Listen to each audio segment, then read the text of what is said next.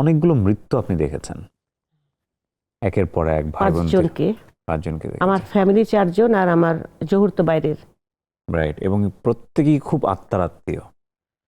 মানে এই অনুভূতিটা শেষ পর্যন্ত আপনাকে কোথায় দাঁড় করাইছে আসলে? এখন আমার কাছে কোনো অনুভূতি কাজ করে না। পরবর্তী সময় ওরা সবাই মারা যাওয়ার পরে, ধরো তুমি জানালে তোমার একজন ক্যান্সার পেশেন্ট আছে, কেউ দেখার লোক নাই, আমি যাব দেখতে, আমি করার চেষ্টা করব, আমি করেছি। আমি নিজে করতে যত মানে খুব হাতে কম করার চাইতে আমি অর্থনৈতিকভাবে সাহায্য করতাম, মানে সাহায্য বলতে মানে করতাম আর কি, ওষুধপত্র কেনা, কেমো দেওয়ানো, সমস্ত কিছু।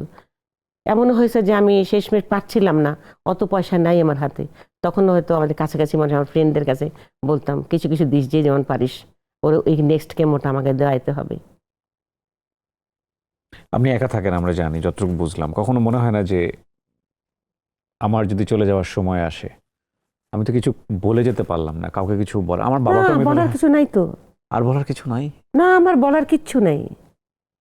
আমি কি বলবো আমার ব্যাপার? আমি তো খোলা পাতা, সবাই আমার সম্পর্কে সব জানো। এখন কিছু কি জানার আছে আমার? হয় না তারপর একটা কাছের মানুষ যার হাতটা ধরে অন্তত কিছু বলা যায়? না না না না, আমি ওইসব নাটক আমার ভালো লাগে না। আপনি নাটকই তো করছেন। আমার এই নাটক ভালো লাগে না, জীবন নাটক ভালো লাগে না। ধরো আমার যখন দমটা চলে যাবে, আজরাইল কখন আসবে আমি তো জানি না, যে কোনো মুহূর্তে এখানে বসা রেখে চলে যেতে পারে। কত মানুষকে দেখোনি বসে থেকে কথা বলতে বলতে চলে গেছে, তখন কি বলবে সে? বলার সময় কোথায়? আমি এগুলো বিশ্বাস করি।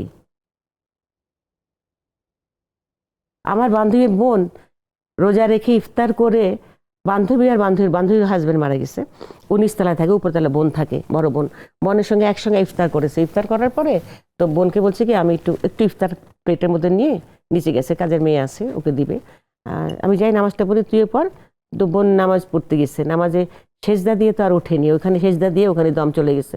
কত কাজের মেয়েটা এসে কিছু বলতে এসে দেখে কি সেজদা দিয়েই আছে, কি রে, আবার দেখে সেজদা দিয়েই আছে। তখন খালাম্মাকে ধরছে, কাঁথে পড়ে গেছে।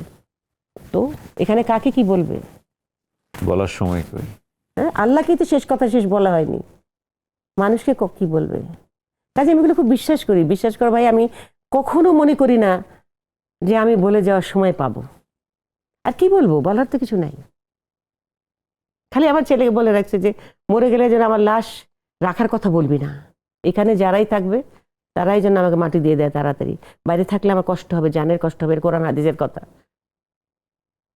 ফোন করে বলো না যে লাশ রেখে দাও, তুমি দৌড়ে এসো না, এসে কি করবা, মরা মানুষ দিয়ে কি করবা? পরে এসে মিলাদ পড়ায়ও।